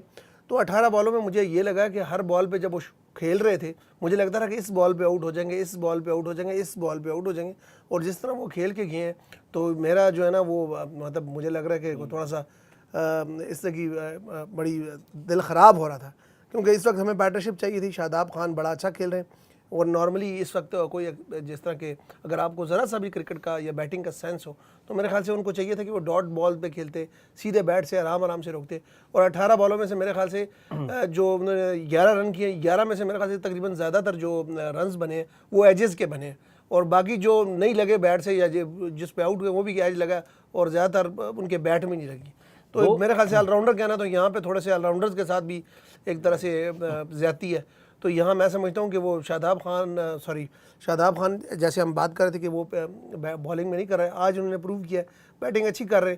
तो यहाँ शाहीन शाह का मुझे लगता है कि ऑलराउंडर्स बाकी ऑलराउंडर्स की भी थोड़ी सी बेहरुमती कर रहे हैं हम यहाँ पे। ऑलराउंडर्स उनको कहना एटलीस्ट मैं समझता हूँ खुद साख्ता ऑलराउंडर। नवाब भाई जो हैं वो एक दफ़ा फिर फ्रंट फुट पे आ चुके हैं और ये फ्रंट फुट पे निकल के उन्होंने चौका भी लगाया, छक्का भी लगाया कि यार आप अपने मुंह से क्यों कह रहे हैं कि मैं ऑलराउंडर हूं? आपकी परफॉर्मेंसेस बताएंगी, दुनिया आपको ऑलराउंडर कहेगी तो फिर आप ऑलराउंडर बनेंगे। और उसके लिए आपको बड़ी ज़बरदस्त इनिंग्स खेलनी पड़ेंगी, आपको 50s करनी होंगी, आपको नॉट आउट 70-80 करने होंगे, आपको टेस्ट क्रिकेट में सेंचुरी करनी होगी। फिर अब्दुल रज़ाक को लोग ऑलराउंडर कहते थे और अभी हमने बहुत सी बात भी करनी है जैक कैलिस के ऊपर। लेकिन ज़रा मैं अहमद भाई की राय ले लूँ, वो काफ़ी प्रोग्राम में चाय पीते पीते ब्रेक के दौरान उन्होंने बहुत सी बातें की थी शाहीन शाह अफरीदी के ऊपर। तो ज़रा जी शाहीन शाह अफरीदी के बारे में क्या कहेंगे? देखिए खैर है, बैड लक कोई देखें बहुत ज़्यादती की बात है। शाहीन शाह अफरीदी ने बड़ी मेहनत से वो खेल रहे थे और वो काफ़ी देर से कोशिश कर रहे थे कि किसी तरह मैं आउट हो जाऊँ और आखिरकार वो आउट हो ही गए। तो गलती हो गई, खैर है कोई गलती तो उनसे मेरे ख्याल से जब उन्होंने आपको कप्तान उनको बनाया वो गलती वहाँ से शुरू हुई है। शाहीन शाह अफरीदी मेरे ख्याल से एक कॉन्फिडेंस होता है और एक ओवर कॉन्फिडेंस होता है, उसमें बड़ी थिन लाइन होती है। कॉन्फिडेंस बहुत अच्छी चीज़ है लेकिन अगर उस पर चेक एंड बैलेंस ना रखा जाए तो वो ओवर कॉन्फिडेंस हो जाता है। और शाहीन शाह अफरीदी इस टाइम क्लासिक एग्जाम्पल नज़र आ रहे हैं कि वो ओवर कॉन्फिडेंस में हैं, बहुत ज़्यादा ओवर कॉन्फिडेंस है उनमें, और दूसरा वो बहुत ज़्यादा एरोगेंट है। मुझे समझ नहीं आती वो आप उनका बॉडी लैंग्वेज देखें कि वो आए हैं मुंह उठा के, पहले उन्होंने एलिस जो बेस्ट बॉलिंग करवा रहा है उसको आपने बल्ला चला दिया, फिर आपका स्टाइल इस तरह है, आप समझदार हैं यार, आपके 2 चौके हो गए, आप सीधा खेलते क्यों नहीं है? इतना लंबा माशाल्लाह उनका कद है, लंबी रीच के साथ अगर वो फ्रंट फुट पे आते वो जितनी भी दूर बॉल होती वो बल्ले के नीचे ला के उसको दबा देते। मैं तो बिल्कुल मेरे I am out of words. आप इस तरह के नॉन सीरियस बंदे को आपने कप्तान बना दिया है। यहाँ पे आपको सीरियसनेस उनकी नज़र आ रही थी कि वो किस अंदाज में खेल रहे थे। थोड़ी सी सीरियसनेस, कोई भी इस टाइम किसी छोटे 12-15 साल के बच्चे से आप पूछें कि एक बैट्समैन इन है, आपने उसको सपोर्टिंग हैंड देना है। जब तक वो इन है आपने उसको साथ देना है, जब वो आउट हो जाता फिर आप जो मर्जी करते। अभी हम ब्रेक में ही डिस्कस कर रहे थे कि जो आपका माइंडसेट है वही आपको बहादुर बनाता है और आपका माइंडसेट आपको फतह की तरफ लेकर जाता है। लेकिन अगर आपकी नेगेटिव अप्रोच होगी, आपका सोचने का अंदाज ही ये होगा कि हमने अपने आप को बचाना कैसे, तो फिर आप ना बड़ी टीम बन सकते हैं ना बड़े खिलाड़ी बन सकते हैं। अभी हमने तस्करा किया माइकल बेवन और रैंडी बिकिल जो फास्ट बॉलर थे, उन्होंने कभी नहीं कहा कि मैं ऑलराउंडर हूँ, लेकिन उन्होंने कई दफ़ा 40-50 रन की इनिंग्स खेलकर अपनी टीम को फतह दिलवाई। पैट कमिंस कभी नहीं कहते कि मैं ऑलराउंडर हूँ, और पैट कमिंस ने अभी अफगानिस्तान में जो इनिंग्स खेली थी ग्लेन मैक्सवेल के साथ, टेस्ट मैचेस में कई दफ़ा पूरा सेशन वो आपको खेलते हुए नज़र आते हैं। तो आप अपनी परफॉर्मेंसेस से पहचाने जाते हैं। इसी के ऊपर ज़रा अमार का भी पॉइंट ऑफ व्यू लेते हैं। सकलैन भाई अगर ऐड कर दें, सकलैन भाई को भी बिल्कुल, सकलैन भाई ने अक्सर कभी खड़े नहीं हो जाते थे। जी, सकलैन भाई की एक वो पार्टनरशिप वसीम अकरम के साथ टेस्ट मैच में 313 रन। जी हाँ, वो उन्होंने कभी नहीं कहा कि मैं और सकलैन भाई ने कई दफ़ा आखिर में आकर 20-30 रन करके मैच जितवा कर गए हैं, लेकिन उन्होंने कभी नहीं कहा कि मैं ऑलराउंडर हूँ। अमार आप क्या कहेंगे शाहीन शाह अफरीदी के ऊपर? देखिए, खुद साख्ता एक ऑलराउंडर होता है और एक ऑलराउंडर वो होता है जिसको दुनिया कहती है कि ये ऑलराउंडर है। आपने कितने नाम गिनवा दिए जो एज अ बॉलर खेलते हैं, लेकिन उन्होंने विद द बैट भी अपने मुल्कों के लिए परफॉर्मेंसेस दी हैं। पैट कमिंस की एग्जांपल है आपके सामने, the way he played not only in ODIs, even test matches में भी उन्होंने बड़े क्रूशल स्टेजेस पे पार्टनरशिप की है अपने दूसरे पार्टनर के साथ। सो शाहीन शाह अफरीदी का अभी आप देखें, जो इतने प्लेयर्स इस लेवल पे आते हैं, इतनी क्रिकेट खेलते हुए आते हैं, अंडर द बेल्ट इतनी इंटरनेशनल क्रिकेट है, आपके पास ये मौका था कि आपने एक हैंड देना है शादाब खान को। On the other hand Shadab Khan is playing beautifully, जिस तरह वो खेल रहे हैं, जिस तरह उनका अभी आंख सेट हो गई है, विकेट को रीड कर गए, और जिस तरह से वो फील्डर्स के साथ वो खेल रहे हैं, गैप्स तलाश कर रहे हैं, तो आपने उनको सपोर्टिंग रोल देना था। आपने 2 बाउंड्रीज लगा दी ओवर में, और आप एक फ्रंट फुट, आप एज अ बॉलर खेले, आपको पता चल गया है कि किस तरह की विकेट है और उस आपके जितने पहले बैट्समैन आए हैं वो किस तरह आउट हुए हैं, आपको पता होना चाहिए। आप एक फ्रंट फुट का बॉल है, उसको आप बैक फुट पे आके खेल रहे हो, और वो आपको पता है कि ऑफ ब्रेक कर रहा है और थोड़ा सा तेज कर रहा है, और आप शाहीन शाह अफरीदी को आप इतनी हम वो लिवरेज तो देते हैं ना कि is not a batter. Sir, he is not a batter but he is the captain as well, right? So being a captain he वो सोचें कि आपने एक सपोर्टिंग रोल देना है शादाब को, और रन्स इतने ज्यादा नहीं हैं, रन्स हैं 60 ऑड रन्स हैं, अब एक 54 partnership ही, बिल्कुल, अब exactly. 54 रन्स हैं। उस वक्त जब वो आउट हुए 60 ऑड रन्स थे, और उस वक्त आपको सिर्फ एक पार्टनरशिप उस स्टेज पे रिक्वायर्ड थी। इससे ज्यादा अच्छा जो मैं बैट्समैन समझता हूँ इस सिचुएशन में, वो नसीम शाह है। एटलीस्ट उनके पास इतनी गेम अवेयरनेस है कि वो आपको बड़े अच्छे सिंगल्स भी लेके दे सकते हैं, और ऑन अ गिवन टाइम वो आपको बाउंड्री भी दे देते हैं। नसीम शाह की इन्होंने बात कर ली, तो फिर अफगानिस्तान के वो 2 छक्के आपको याद होंगे, एशिया कप में पाकिस्तान मैच हार चुका था, इंडियन कमेंटेटर्स उछल रहे थे, इंडियन कमेंटेटर्स खुशियां मना रहे थे, और फिर वहां पर 2 छक्के लगाए नसीम शाह ने।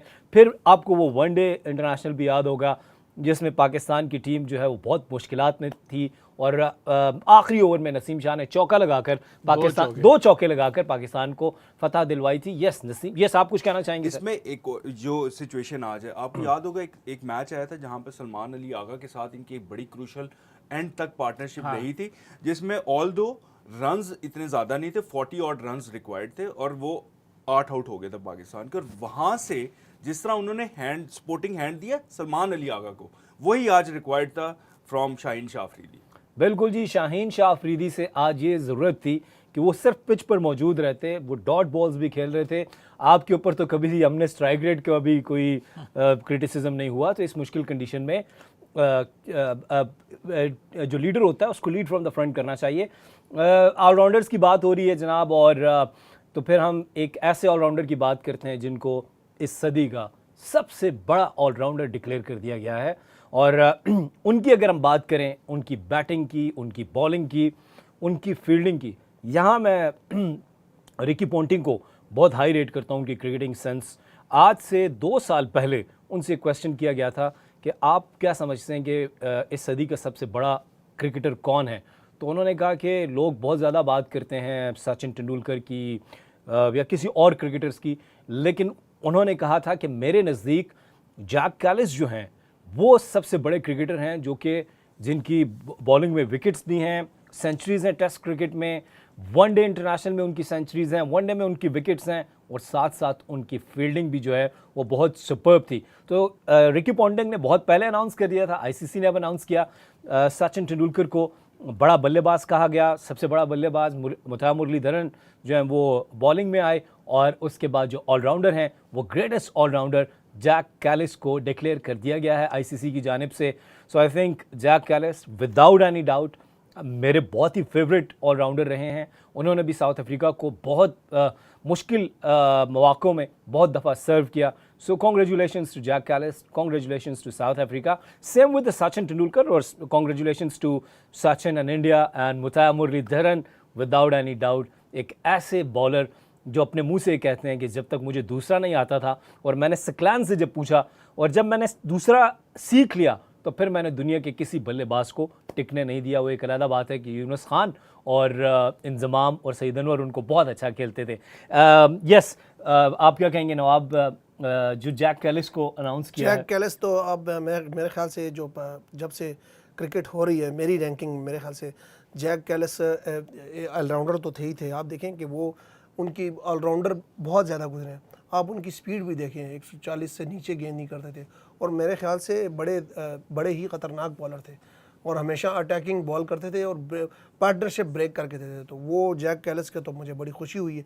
और जैक कैलिस मैं समझता हूँ कि जैसे आपने बात की है कि मेरे ख्याल से जो जितनी भी क्रिकेट हो रही है वो 1880 से मेरे ख्याल से हो रही है या 90 से, उस वक्त से लेके अब तक मैंने हम जो देख रहे हैं या सुन रहे हैं, मेरे ख्याल से जैक कैलिस, आपने सही कहा कि वो बेस्ट क्रिकेटर हो जो आईसीसी का होना चाहिए था।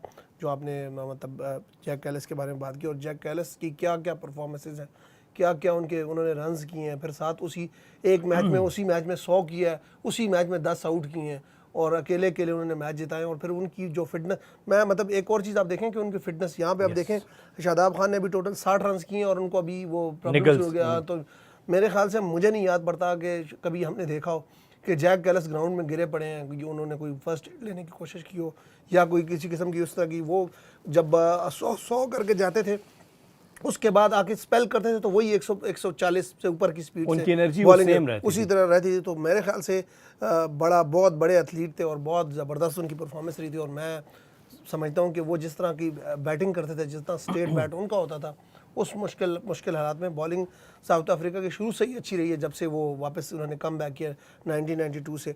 लेकिन जो साउथ अफ्रीका के क्रिकेट को जितना ऊपर जैक कैलिस लेके किया, शायद ही कोई इतना लगा। और मेरे ख्याल से बिल्कुल नो डाउट उनके बारे में कोई, अगर बाकी ऑलराउंडर्स बड़े बड़े ग्रेड्स हैं, मगर मैं समझता हूँ कि बीच में अगर जैक कैलिस को देखा जाए तो सबसे नुमाया, जैसे पहाड़ है बड़ा K2 का इधर पाकिस्तान में, तो इस तरह जैक कैलिस भी उस तरह एक बहुत बड़ा नाम, बहुत बड़ी परफॉर्मेंसेस।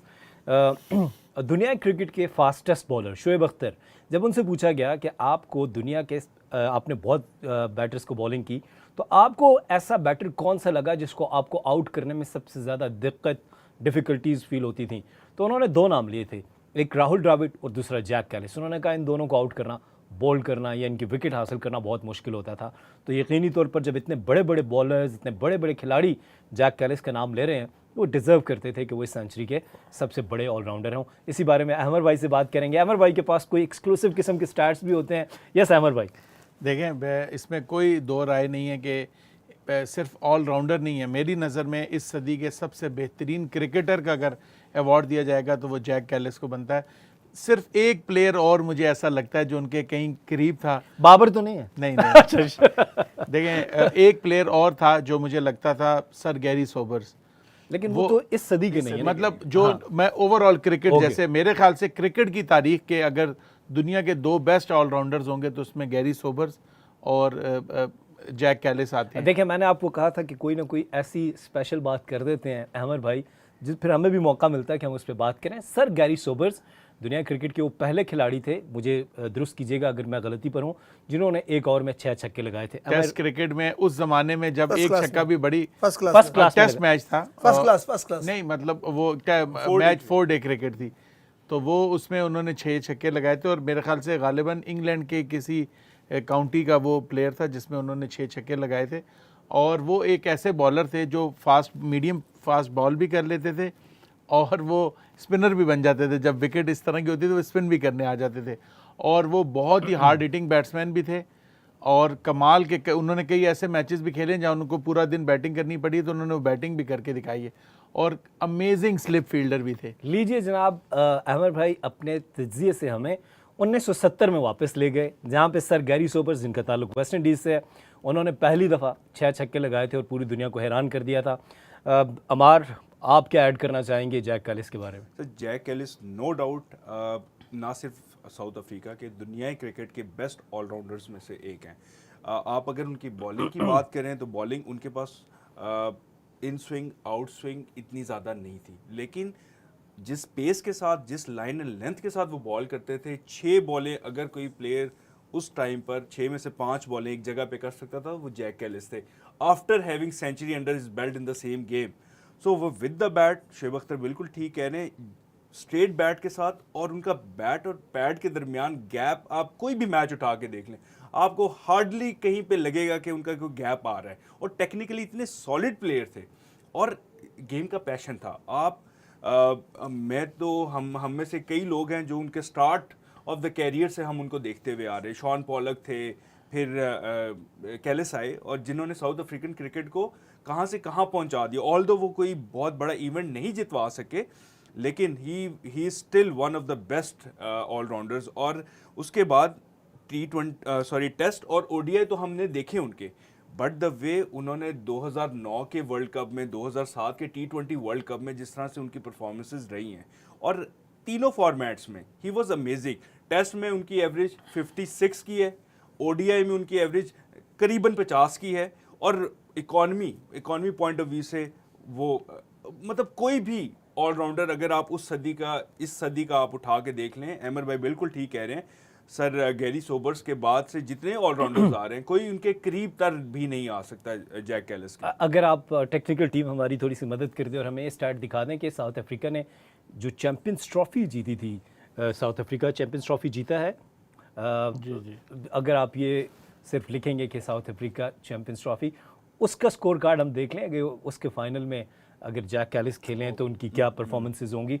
मैं कोशिश कर रहा था कि वो भी शेयर कर दिया जाए। अच्छा सिर्फ इसमें सॉरी आपको मैं कट कर रहा हूँ, 2 और नाम भी आए हैं, सचिन तेंदुलकर और मथाया मुरलीधरन। ये दोनों भी अपने टाइम के बड़े ग्रेट रहे हैं, लेकिन यहाँ पे थोड़ा सा इन दोनों के बारे में, जैसे हमने अभी बात की जैक कैलिस की, बहुत बड़े राउंडर हैं और उनके बारे में मेरे ख्याल से कोई भी इतना डाउटफुल नहीं होगा कि वो वन ऑफ द ग्रेटेस्ट या नंबर 1 ऑलराउंडर हैं, सारे यही कह रहे हैं। लेकिन यहाँ पे सचिन तेंदुलकर की जो उन्होंने बात की, यहाँ पे मेरे ख्याल से सचिन तेंदुलकर के बारे में अगर बात हुई है तो साथ और भी इस तरह के, मैं मेरी अपनी रैंकिंग में मैं समझता हूँ कि यहाँ ब्रायन लारा बिल्कुल और वेव रिचर्ड्स इस तरह के प्लेयर थे कि जो मैं समझता हूँ कि फार मेरी रैंकिंग में बेहतर बैट्समैन थे और बड़ा उनका एक रिकॉर्ड भी रहा है। लेकिन यहाँ पे चूँकि सचिन तेंदुलकर को वोटिंग पे किया होगा तो आपको पता है कि वोट वो कहाँ से आए होंगे।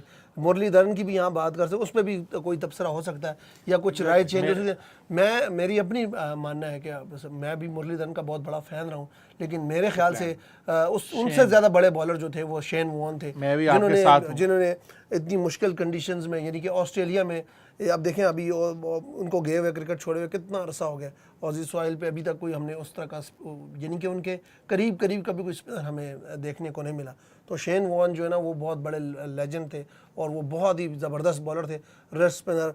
मुरलीधरन का आप ये कह सकते हैं कि वो भी बहुत बड़े और बड़े एक्यूरेट थे। उन्होंने, मैंने देखा कि उन्होंने कई दफ़ा ऐसे बॉलिंग की है कि वो सिक्के पे उन्होंने हिट किया है जाके, वो इस तरह प्रैक्टिस में जा बॉलिंग करते थे, लेकिन उनका एक्शन में थोड़ा सा इस तरह का था कि वो आप उनको मेडिकल एडवांटेज हो गया था, या आप उनको कह सकते हैं कि ज़रा थोड़े से नॉर्मल से ज़रा हट के थे। लेकिन शेन वॉर्न जिस तरह के बॉल करते थे वो कमाल था, और वो कोई भी पिच पे, और वो जिस तरह की उन्होंने बॉलिंग की है, मेरे ख्याल से जो उनकी एक बॉल को डिक्लेयर किया गया कि बॉल ऑफ द सेंचुरी, वो भी एक बहुत बड़ा माइक गेटिंग को जिस पे आउट लीजिए जनाब, मैंने स्कोर कार्ड निकाल लिया है और साउथ अफ्रीका ने 1998 में वेस्ट इंडीज़ को हराकर चैंपियंस ट्रॉफी जीती थी। और उस टीम का हिस्सा थे जैक कैलिस ने पहले बॉलिंग करते हुए अगर देखा जाए तो उनकी जो बॉलिंग थी पहले उन्होंने, उसके ऊपर हम बात करते हैं, फिर बैटिंग पे बात करते हैं।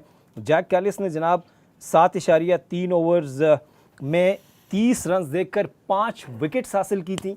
वंस अगेन इस मैच में निकी बॉय खेल रहे थे, उनके साथ साथ स्टीव एलवर्दी थे और पैट सैमकॉक्स उनके ऑफ स्पिनर थे। इस फाइनल मैच में साउथ अफ्रीका जब चैंपियंस ट्रॉफी में पहली दफ़ा किसी आईसीसी इवेंट में वो चैंपियंस बने, उसमें बॉलिंग में जैक कैलिस ने 5 विकेट्स हासिल की और उसके बाद बैटिंग में जैक कैलिस ने 37 रन बनाए 51 गेंदों पर, जिसमें 4 चौके और 1 छक्का शामिल था और 248 रन 6 विकेट के नुकसान पर ये टारगेट कंप्लीट किया था। तो उस मैच में भी जैक कैलिस जो हैं वो प्लेयर ऑफ द मैच थे और इससे साबित होता है कि बड़ा मैच आईसीसी चैंपियंस ट्रॉफी का फाइनल वो जितवाने में अहम किरदार अदा किया था आसिफ, इसमें जैक दिलचस्प बात कैलिस। जो है ना, अब जैसे आज हम देख रहे हैं कि स्पिनर की पिच है, तो उस ऐसे एशियन जो ये ज़ाहिर है वो ढाका में मैच था। ढाका मैच तो वो मैं आपको दिलचस्प बात बताऊं, अटैक स्पिनर्स ने किया था। जी, जी। तो वो पैट सैमकॉक्स थे और ये जो दूसरे स्पिनर मेरे ख्याल से निकी बॉय। बॉयो से अटैक किया था। तो आप ये देखें कि आज जैसे हम ये मैच देख रहे हैं तो मेरे ख्याल से एलएस के अलावा किसी ने आउट किए तो वो डेथ ओवर में आउट किए होंगे जब बैट्समैन मारने गए। अदरवाइज फास्ट बॉलर को आउट करना बहुत मुश्किल है। तो आप देखें कितने बड़े महान वो प्लेयर थे, कितने बड़े लेजेंड थे कि उस स्पिनिंग ट्रैक पे उन्होंने 5 आउट किए। तो ये उनको ये प्रूव करता है कितने बड़े और ऑल राउंड परफॉर्मेंस, 37 रन भी बनाए। और वो फिर वो फील्डर भी थे। ग्राउंड आपको मैं बताऊं, वो ग्राउंड में भी बड़े भागते थे, बड़ी अच्छी थ्रो थी उनकी और वो स्लिप के बहुत ज़बरदस्त फील्डर थे। अच्छा, मुझे ना एक और ना ऑलराउंडर का यहाँ नाम लेना बड़ा ज़रूरी है जिनकी अंदर एक अजीब सा एक्स फैक्टर था। कैलिस तो टेक्निकली साउंड तमाम चीज़ें, लेकिन जो एक हारा हुआ मैच जिताना और किसी भी किसी भी सिचुएशन से, मैं देखें मैं हमेशा टेस्ट क्रिकेट को बड़ी क्रिकेट समझता हूं। बिल्कुल ठीक कह रहे हैं। तो वो क्रिकेट जहां पे आपको टेस्ट क्रिकेट का मैच हारा हुआ कोई जिता दे, सर इयन बोथम जो थे ओ बिल्कुल वो भी देखें, फिर ये हमें 1980 में 1975 में लेके जा रहे हैं। तो दिस इज वेरी गुड। 92 तक खेले, 92 तक खेले, लेकिन स्टार्ट की मैं बात कर रहा हूँ और जब उनका पीक था, जाहिर है कि 80s का वो उनका पीक था। उस वक्त अहमद जो हैं वो यकीनी तौर पर उस वक्त इनकी उम्र 20 साल थी। हम तो उस वक्त हम तो छोटे थे। मैं एक और दिलचस्प बात इसमें, ये दोनों जो ऑलराउंडर्स की बात की, मुझे याद है जब आप पैदा हुए थे। अच्छा नहीं, आप उस टाइम भी शरारत कर रहे थे। अच्छा मेरे ख्याल से देखें, जो इन्होंने 2 ऑलराउंडर्स का नाम दिया वो भी उनकी जो ग्रेटनेस के बारे में कोई बात नहीं की जा सकती। लेकिन हम यहाँ चूँकि जैक कैलिस को इसलिए कह रहे हैं कि देखें स्पीड की मैं यहाँ बात करूँगा। जो इयन बोथम थे, मैं इयन बोथम का बहुत बड़ा मदाह खुद भी रहा हूँ। जब 92 का वर्ल्ड कप जो पाकिस्तान जीता था तो उस वक्त हमारा अपोनेंट अगर कोई था जिससे हम डरते थे तो वो इयन बोथम था। इयन बोथम को पहले ओवर में वसीम अकरम ने आउट किया था, लेकिन इयन बोथम का ये कहते मैं आउट नहीं था, बोथम कहते हैं। इयन बोथम का ये होता था कि इयन बोथम उस तरह के प्रॉपर बैट्समैन मैं समझता हूँ। अगर compare Jacques Kallis, Jacques Kallis जिस तरह आप एल्बो निकालते थे, हैंड आई कोऑर्डिनेशन और नीचे सर रख के जिस तरह खेलते थे प्रॉपर, उस तरह अभी मैं समझता हूँ दुनिया में भी बहुत उस तरह के स्टाइलिश बैट्समैन। और फिर जो अहम चीज़ आप गैरी सोबर्स की बात करें, गैरी सोबर्स बहुत बहुत बहुत बड़ी इनिंग्स उन्होंने खेली है। जारी बात है बहुत अरसे तक वो हाईएस्ट स्कोरर भी रहे हैं टेस्ट क्रिकेट में। गैरी सोबर्स का फिर रिकॉर्ड ब्रायन लारा ने तोड़ा, फिर ब्रायन लारा का रिकॉर्ड फिर हैडन ने तोड़ा, फिर हैडन का रिकॉर्ड फिर ब्रायन लारा ने तोड़ा।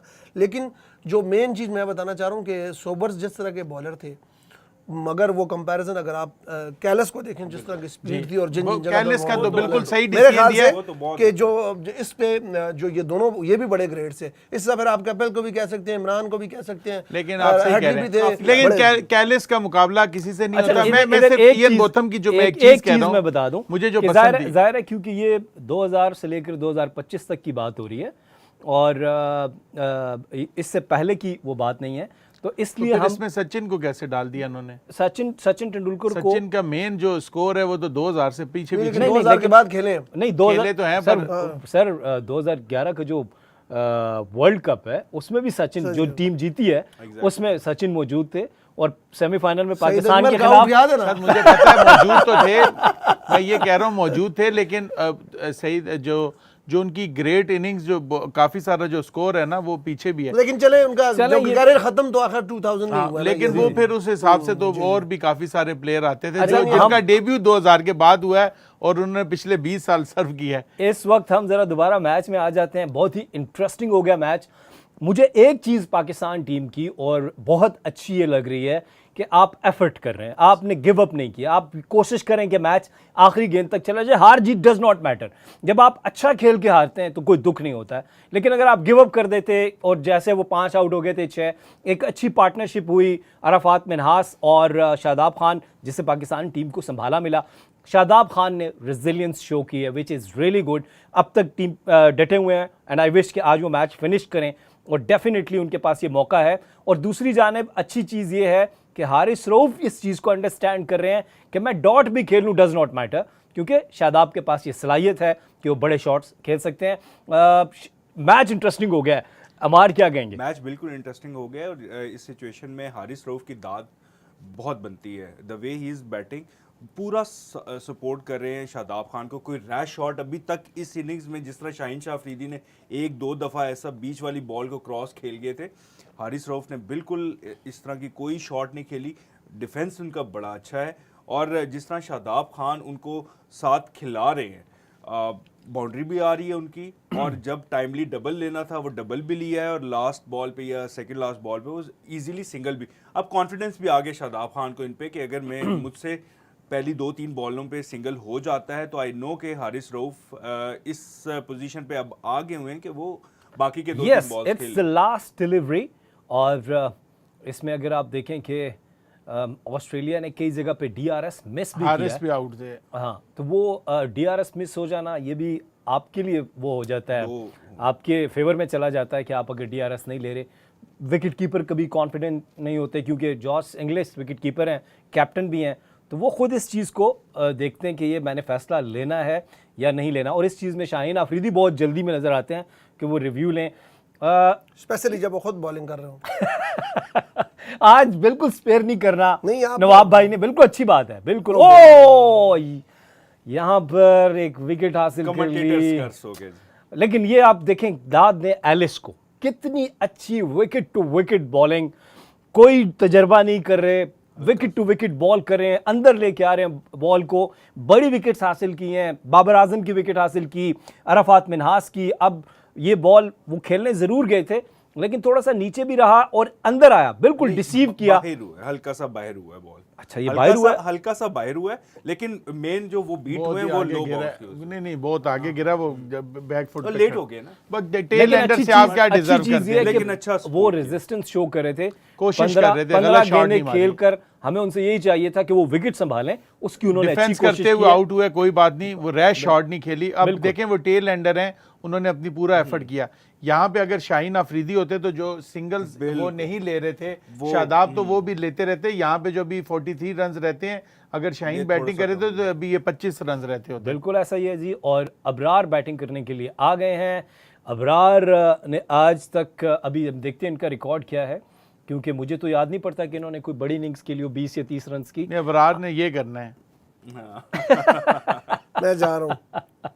लेकिन इस वक्त पाकिस्तान को अब आखिरी ये विकेट कि है। शादाब अच्छा, का ये अगला मैच हो गया पक्का, एक बड़ी- वर्ल्ड कप के लिए पक्का हो गया टिकट। एक और चीज़ मैंने आज कहनी की थी, इनिंग्स के बाद। बिल्कुल एक जो हम पहले दिलचस्प बात कर रहे थे कि अभी चैंपियंस ट्रॉफी का जो पास का हमने मैच वो चटंगांग में, सॉरी जो ढाका में हुआ था मैच जिसमें जैक कैलिस ने मैच जिताया था, तो वो स्पिनर पिच पे उन्होंने 5 आउट किए तो बड़ी हम बात कर रहे थे।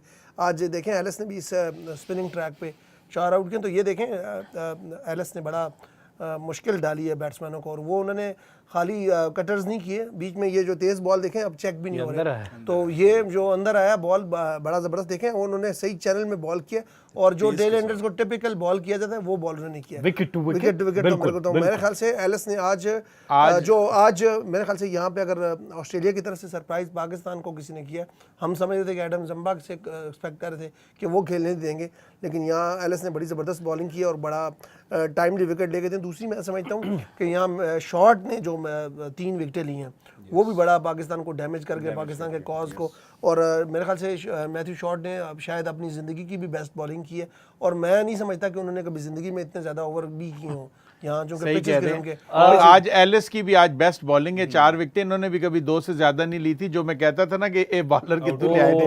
खत्म, दैट्स इट। लेकिन आज Down सबसे the ज्यादा leg आज side. सबसे ज्यादा कौन खुश होगा ये बताएं आप। डाउन द लेग साइड इस वक्त शादाब मैच खान। की जो लेटेस्ट सिचुएशन है उसको हम देख लें, क्या ये विकेट हासिल हो गई है? जी, Out है। जॉश ये इंग्लिश definite out है। अंपायर ने इसको रेफर किया है थर्ड अंपायर Out की है, जानेब, और जिस तरह से ऑस्ट्रेलिया के प्लेयर्स खुशी मना रहे हैं वो इस चीज़ की गमाजी कर रहा है कि वो ये मैच जीत चुके हैं। लेकिन हम इंतज़ार करेंगे कि क्या ये विकेट है, और 43 रन्स अब भी चाहिए पाकिस्तान को मैच जीतने के लिए। 36 गेंदों का सामना, डिसीजन पेंडिंग है। जैसे ही फैसला आएगा तो ये साथ ही फैसला भी हो जाएगा कि ये मैच कौन जीता कौन हारा। और डाउन द लेग साइड ये गेंद और बीट हुए, जॉश इंग्लिश ने बॉल को रोका, और इससे पहले कि बैटर जो हैं वो वापस क्रीज में आते उन्होंने स्टंप्स के साथ बॉल को टच किया, ग्लव्स को, और इस तरह ये विकेट हासिल कर ली और पाकिस्तान को दूसरे वनडे इंटरनेशनल में शिकस्त हो चुकी है। जी हाँ, ऑस्ट्रेलिया ने ये मुकाबला 43 रन से जीत लिया है और 42 रन से इनफैक्ट जीता है। 42 रन से मुकाबला जीत लिया है और पाकिस्तान की पूरी टीम 189 रन बनाकर आउट हो गई। और इसमें अच्छी चीज़ मुझे ये लगी कि शादाब खान एफर्ट करते हुए नज़र आए, कभी भी गिव अप नहीं किया, कोई बुरी शॉट नहीं खेली, किसी जगह ऐसा नहीं लगा कि शादाब खान ने हिम्मत हारी हो। इस चीज़ को मैं अप्रिशिएट करूंगा। Very well done Shadab Khan. आप क्या ऐड करना चाहेंगे? अमार, आप बताइए। एग्जैक्टली एक अच्छी गेम रही है शादाब खान के लिए, लेकिन ये टोटल ऐसा था कि ये इन्होंने ज़्यादा रन्स करवा दिए पाकिस्तानी बॉलर्स ने, और इसमें शादाब खान का ही कसूर है। और हारिस रऊफ ने डेप्थ के जो ओवर्स किए हैं, इवन शाहीन शाह अफरीदी का डेप्थ में एक आध ओवर थोड़ा सा एक्सपेंसिव रहा है। आखिरी ओवर जो हुआ है उसमें 16 रन्स ऑस्ट्रेलिया ने बटोरे हैं। सो ये एड ऑन ये जो विकेट है इस पे 205 210 तक अगर आप रिस्ट्रिक्ट कर लेते तो ये इजीली चेजेबल टारगेट था।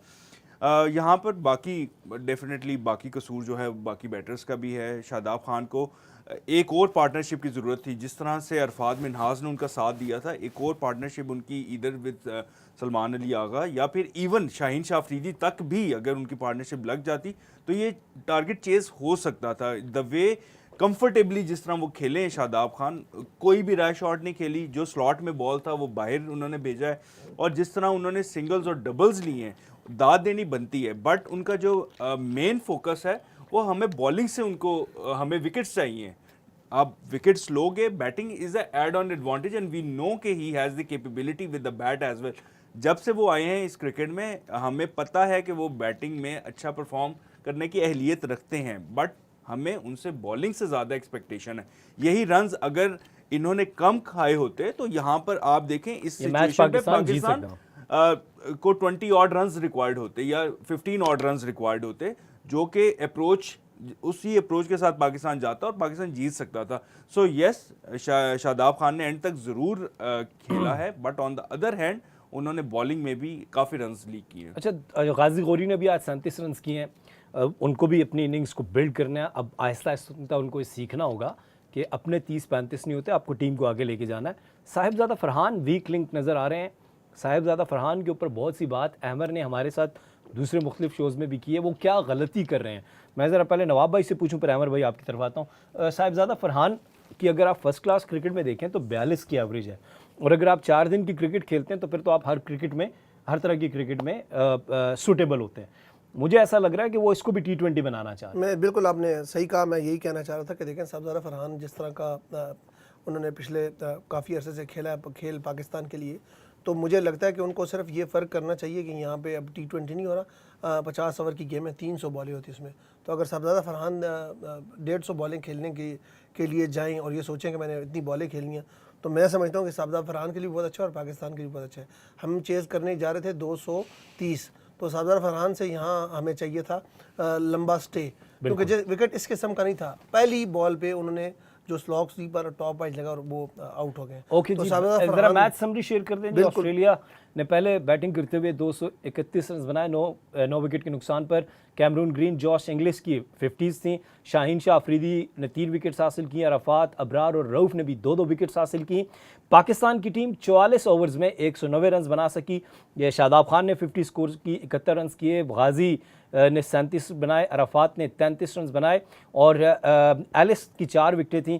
इस तरह ये जो कामयाबी है ये ऑस्ट्रेलिया के नाम रही है। तो आप साहिबजादा फरहान के ऊपर आपने पहले भी क्रिटिसिज्म किया, आप ये समझते हैं कि वो तेज़ खेलने के लिए जाते हैं, बॉल का वेट नहीं करते, क्या सजेस्ट करेंगे साहिबजादा? साहिबजादा फरहान ने डोमेस्टिक में काफ़ी रन्स किए हुए हैं और मेरे ख्याल से उनको पता है कि कैसे रन्स करने हैं।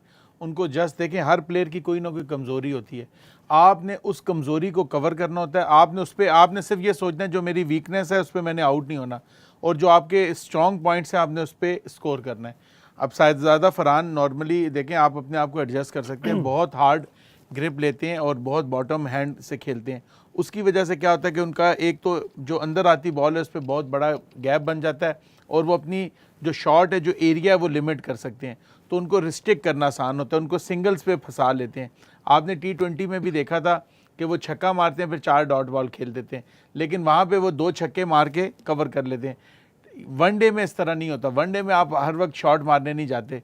जब यहाँ पे आप 4-5 गेंदे, और T20 के बॉलर्स और तरह के होते हैं, यहाँ पे हार्ड लेंथ पे बॉलर्स को पता होता है, टेस्ट क्रिकेट टाइप के बॉलर्स खेलते हैं कि किस तरह आउट करना है। वहाँ पे बॉलर डरते हैं, वहाँ पे बॉलर डरता है कि एक ओवर में 12-13 रन बढ़ गए तो 5 ओवर मैच पीछे चला जाएगा। यहाँ पे टीमें ये नहीं कहती कि एक ओवर में 13 रन दे दिए कोई बात नहीं, अगले ओवर में 2 आउट कर दिए तो मैच वापस आ जाएगा। तो ये थोड़ा समझना होगा, उनको अपने न्यू एरियाज़ डेवलप करने होंगे जहाँ पे वो सिंगल कर सकें। बॉल को अपनी तरफ आने दें, आप बॉल की तरफ ना जाएं, बॉल को अपनी तरफ आने दें। लेट जैसे बहुत सारे मोहम्मद यूसुफ, इंजमाम, आप जितने अच्छे दुनिया के बैट्समैन देख लें, केन विलियमसन, जो रूट, विराट कोहली, जो बड़े बड़े बैट्समैन हैं, रिकी पॉन्टिंग, वो बॉल को लेट आने देते थे और थर्ड मैन और ये जो एरिया है ना, इस पे रन्स बनाते थे। सिंगल कर लिया, ये वो एरिया होता है जो गेट अवे एरिया होता है, आप आसानी से खेल सकते जी। हैं। और पहले 5 ओवर्स में safest place to be on the ground वो होता है नॉन स्ट्राइकिंग हैंड। आप आते हैं सामने, सिंगल करते हैं, उधर चले जाते हैं। बिल्कुल ठीक है। तो ये चीज़ें, ये जो मुहावरे हैं, ये आपको सिर्फ मुहावरे कहने की हद तक नहीं है, इन पे अमल करना है। अब आपका अगर माइंड सेट ये है कि दुनिया का सबसे बड़ा बैट्समैन, आप कहते हैं दुनिया का सबसे बड़ा प्लेयर अहमद शहजाद है, जिन्होंने आपको बहुत कुछ सिखाया है, मेरे ख्याल से उन्होंने खुद नहीं सीखा अभी। तो अगर आपने, उन्होंने कहा है ये उन्होंने एक पॉडकास्ट में कहा, उन्होंने कहा कि आपको दुनिया का बेस्ट बैट्समैन जो मुकाबला नहीं होता, उन्होंने कहा कोहली, तो उन्होंने कहा अहमद शहजाद, कोहली अहमद शहजाद, उन्होंने कहा अहमद शहजाद, उन्होंने कहा ब्रायन लारा अहमद शहजाद, उन्होंने कहा अहमद शहजाद, उन्होंने कहा सईद अनवर अहमद शहजाद, तो उन्होंने कहा अहमद शहजाद। ओके, चलें ठीक है जी। ये तो फिर ये कोई मजाक नहीं था।